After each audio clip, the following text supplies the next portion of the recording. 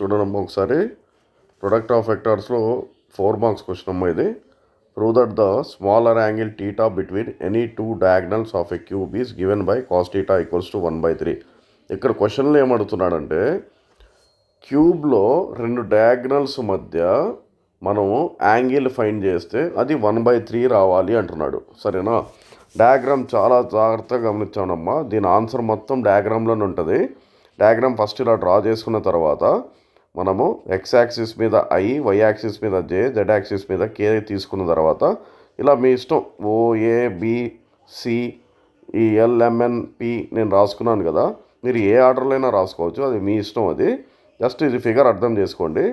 First ఏం చేద్దామంటే మనం ఈ పాయింట్ రాసుకోవాలి ఖచ్చితంగా. ఏంటంటే consider a unit cube with vertices OABCLMNP as shown in the figure అని. సరేనా?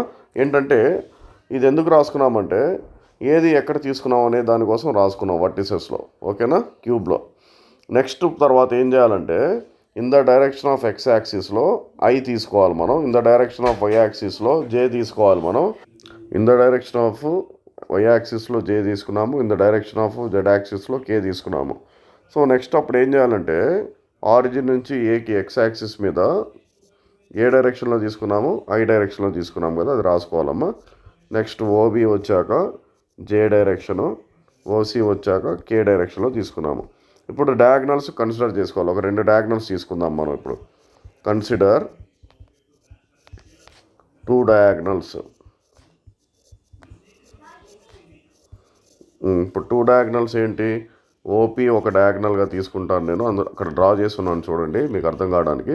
సిఎల్ ఒక డయాగ్నల్గా తీసుకుంటాను. ఫస్ట్ ఓపీ డయాగ్నల్కి మనం ఓ నుంచి పీకి రీచ్ అవ్వాలంటే ఎన్ని డైరెక్షన్స్ వెళ్ళొచ్చు? ఓ నుంచి ఏకి వచ్చి తర్వాత ఏ నుంచి ఎల్కి వస్తాము, తర్వాత ఎల్ నుంచి పీకి వెళ్తాము. అదే కదమ్మా డైరెక్షను. సో ఓఏ అంటే ఎంతమ్మా? ఐ కదా. ఏఎల్ అంటే ఎంత చూడండి ఒకసారి, జే కదా. ఎల్పి అంటే కే. దీన్ని 1 అనుకోండి అమ్మా. నెక్స్ట్ సిఎల్కి వెళ్ళడానికి ఎన్ని డైరెక్షన్స్ చూడండి. సి నుంచి ఎన్కి వెళ్తాము, ఎన్ నుంచి పీకి వెళ్తాము, పీ నుంచి మళ్ళీ ఎల్కి వస్తాము. సో ఇప్పుడు సిఎన్ అంటే ఎంతమ్మా? ఐ కదా. సో సిఎన్ అంటే ఐ, ఎన్పి అంటే ఎంత? జే, తర్వాత పిఎల్ అంటే -కే. అర్థమైంది కదా ఎలా వచ్చాయి? సో సిఎల్ వచ్చింది, ఓపీ వచ్చింది. ఇప్పుడు మనం ఏం చేయాలి? Angle find. యాంగిల్ ఫార్ములా ఏంటమ్మా? ఇప్పుడు cos theta is equals to A dot B by mod A mod B తీసుకుంటాం కదా. ఇప్పుడు ఏ ప్లేస్లో ఓపీ తీసుకోవాలి, బి ప్లేస్లో సిఎల్ తీసుకోవాలి. OP dot CL by mod OP mod CL. ఇప్పుడు చూడండి అమ్మా, ఇప్పుడు ఏం చేద్దాము? ఓపీ అంటే ఎంత?